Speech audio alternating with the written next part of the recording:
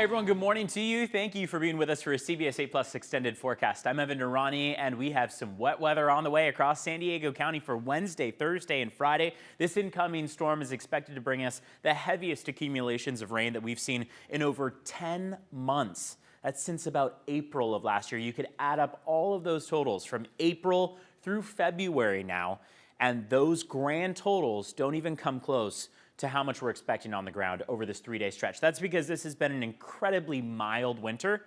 All in all, we're expecting this rain event to bring us about 1.5 to 3 inches. Most spots are going to stay between that 1 to 2 inch range. Some spots closer to the mountains are going to move toward 2 inches and 3 inches. And when we look at our grand totals in a minute, there are a couple spots even that could move upwards of 3 inches, especially toward areas like Palomar Mountain, Mount Laguna.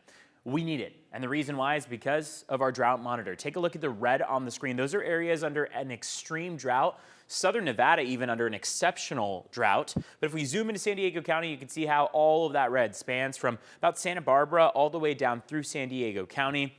That means that we are in desperate need of rain. We have had the driest water year that we have ever seen on record. So the biggest concern that we have is how fast some of this rain is going to come.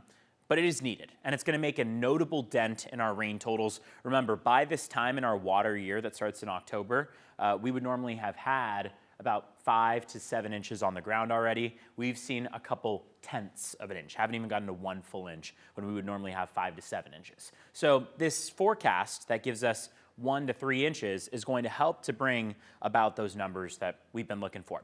We have a flood watch that's expected to take effect on Thursday and Friday.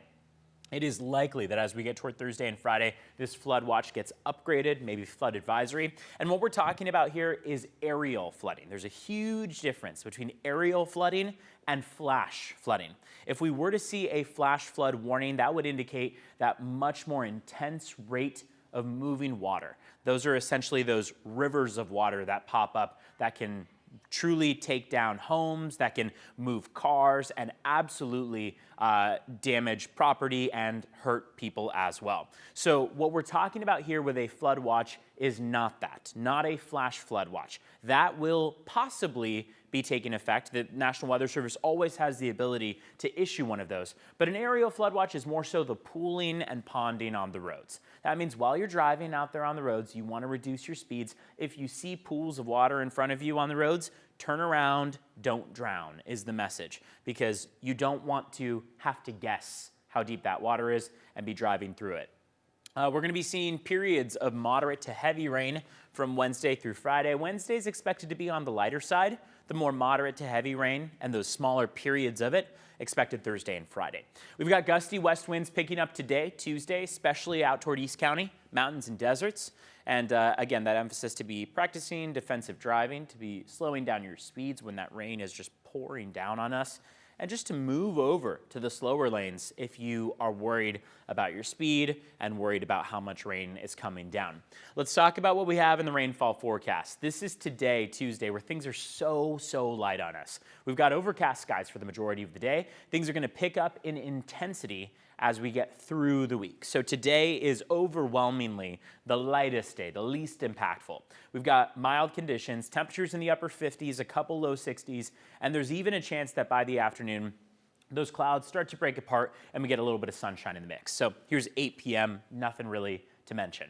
But when I push from Tuesday night to Wednesday morning, take a look at all that rain developing. Enough to start off our morning commute with very wet roads. Depending on what time you head out, if you head out on the roads prior to 9 a.m., you might be enjoying dry skies. But after that, we start to really see that wet weather pick up. Darker green tones are where we're more concerned about that light to moderate rain, but nothing's really concerning too much in that window. As we get past midnight on Wednesday into early Thursday, that's when we start to see our first indications of that more moderate to heavy rain. And the way that we denote that is the color yellow, orange, and red. So those three arrays of colors showing that varying intensity, and red denoting the most intense rainfall that we could see. So notice everything's green for the time being through Wednesday. Thursday, we start to see a little bit of yellow and orange popping up there. A little bit of a break for the morning commute, 8, 9 a.m. on Thursday. And then Thursday night, that activity picks up. And take a look there. I mean, All of that starts through about Thursday afternoon, Thursday evening, and then into early Friday. And these are the areas that we're most concerned about: the yellow, the orange, the red. Again, moderate to heavy rain. The question on hand as to whether or not we will see flash flooding is how fast that rain comes. Because if it comes at a pretty steady rate, we're going to watch the storm drains absorb it all. We're going to watch the ground absorb it all. We shouldn't see too much difficulty in that sense, and that's why the city is encouraging people to make sure those storm drains are clear around your street. If you're bringing your bins out, you should be leaving them farther out from the storm drain. Don't block that storm drain from being able to absorb all of this water out there. As we go past Friday, we're going to start to see all this activity taper off into the afternoon and evening stretch. These are your totals. So we'll run it through Wednesday, Thursday, and then into Friday. And here's what we have on the screen. Now, again, yesterday these models suggested that we were going toward about an inch a day. Now they're much lighter. So that's good news in that we don't have as much of a risk of flash flooding. However, there's still a risk that we see aerial flooding. Of course, anything above a couple tenths of an inch gives us that possibility.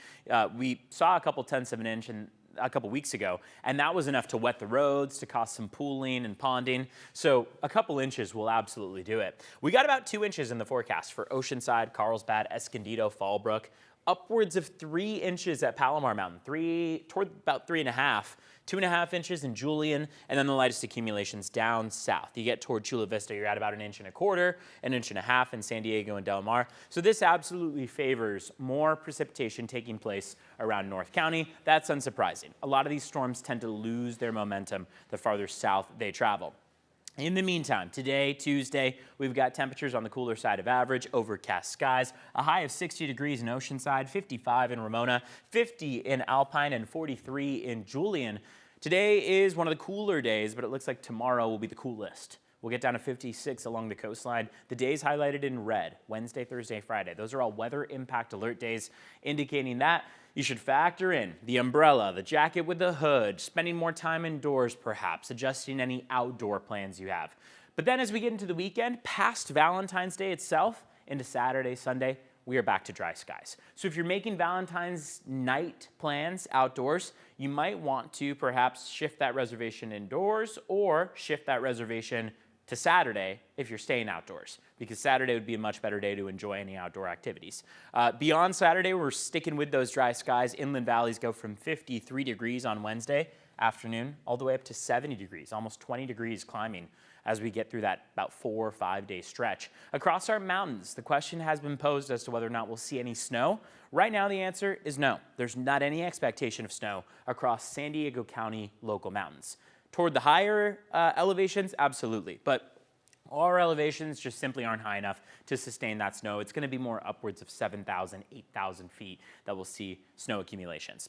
Deserts are expected to stay on the lightest end, but across our local mountains and deserts, wind is picking up today. That's something to watch for. Bring in the outdoor furniture, maybe move it closer to the house, the garage, the shed, all ways to prevent damage around the backyard. And of course, if anything is prone to water damage, please bring that inside. That is going to be a given for that Wednesday, Thursday, Friday stretch. But wind is most intense for today across our local mountains and deserts. We start to get toward that rain Wednesday, Thursday, Friday with the heaviest accumulations over our local mountaintops. Deserts are going to see the lightest accumulations, with likely Thursday being that only day of more moderate activity even toward the deserts. And then we're all moving toward those drier skies as we get into the weekend and the beginning of next week. This forecast is continuously changing. The best way to keep up to date with the latest is to head to our website, cbs8.com. We've got a breakout article there that gives you all the details on what to expect and how to be prepared, where sandbags are located. There's also an article that is our main weather article, cbs8.com/weather, that just gives you the general breakdown, all these graphics at your fingertips.